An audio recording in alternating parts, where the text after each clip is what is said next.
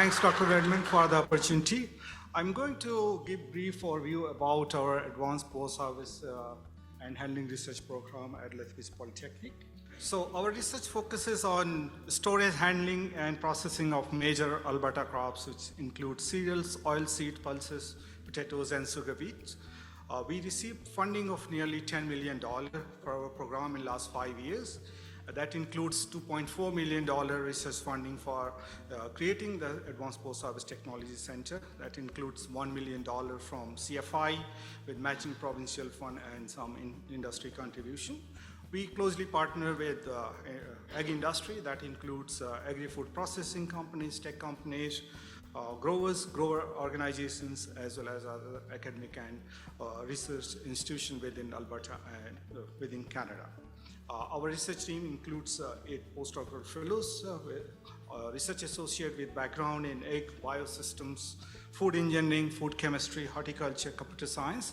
Actually, 7 of them are here, and we have posters, so they will have opportunity to share their work in different projects. Over the past 5 years, we have created a state-of-the-art facility and at the center, created those labs. They allow us to do the high-quality research and support different projects. At our research farm, we have grain storage and handling research facility. That includes 3 20,000 bushels grain bins. They are fully automated aeration and heater control with propane and natural gas as a fuel options. They are equipped with all the grain monitoring sensors, cables that can monitor grain temperature, moisture, CO2 within those grain bins. We have also a 10 million BTU high temperature dryer with 1,000 bushels per hour wheat drying capacity. So this is kind of unique, not only in Alberta, but I think within Canada, where we are able to do commercial scale drying storage study and produce reliable high quality research data for grain storage and handling for different crops. We have several modern labs that we allow us to do the research.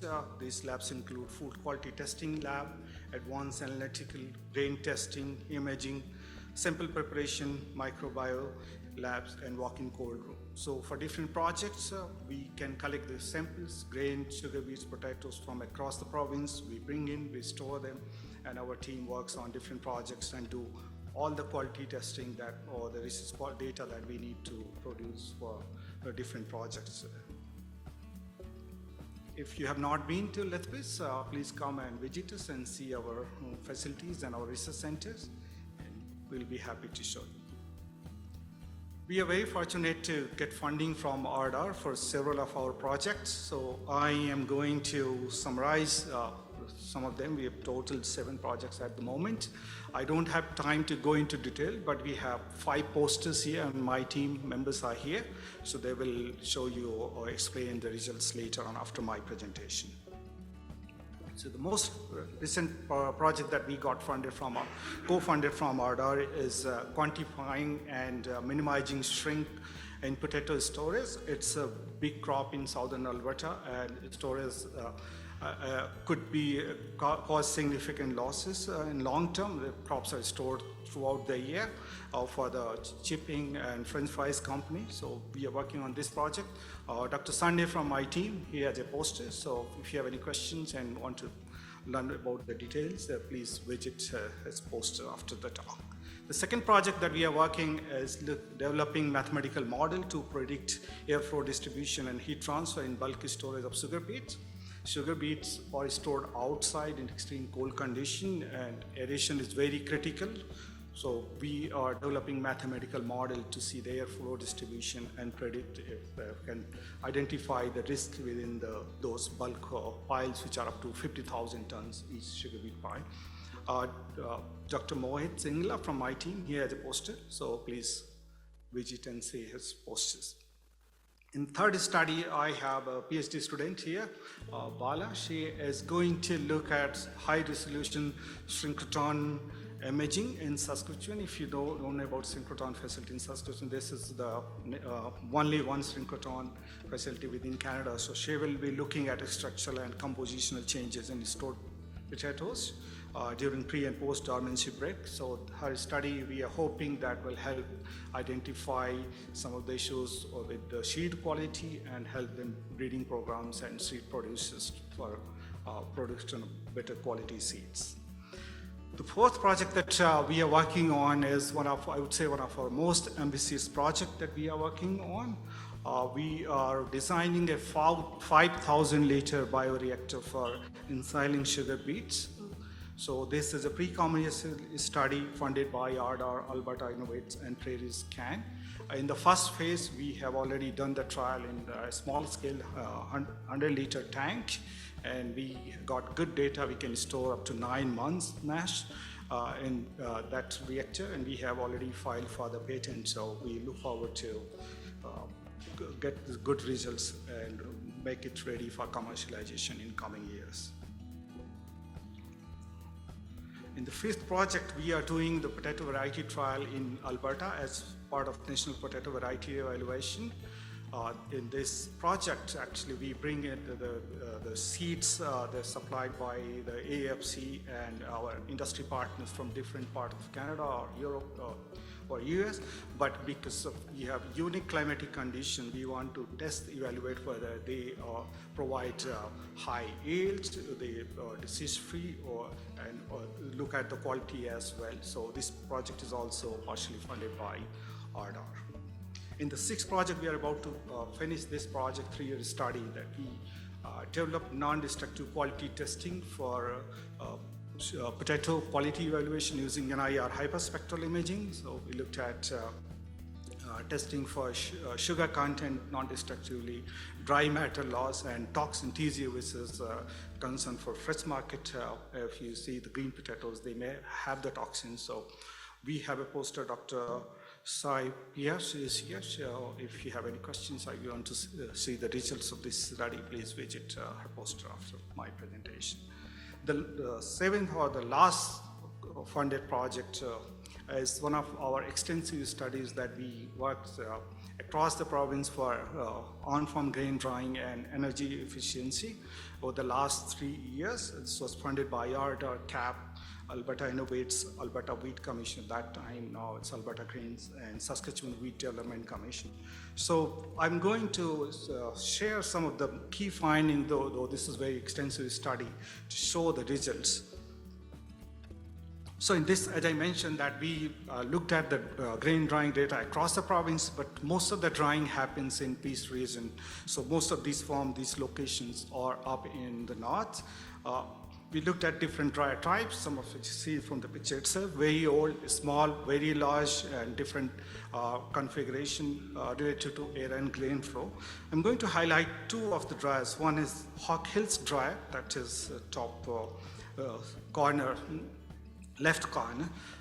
And the other one is Hotchkiss, which is unique design, so, and everything is in between.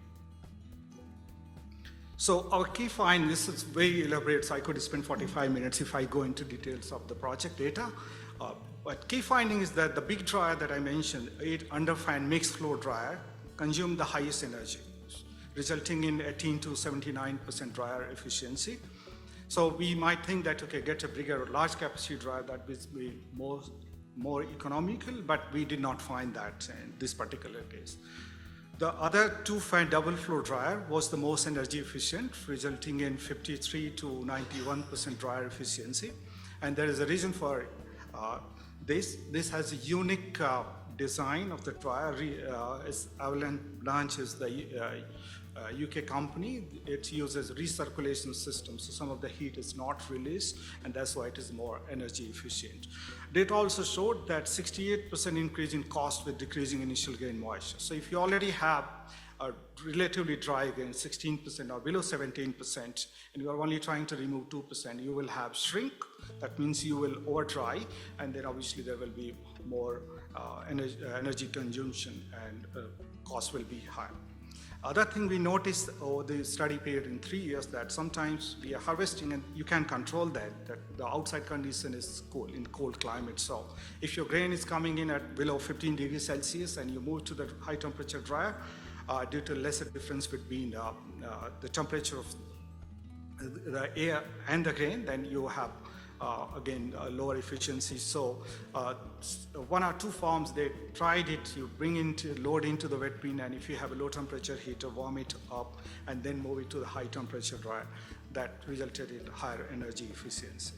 In combination drying, which is an approach where you use high temperature drying and then move into low temperature or in bin drying without heater.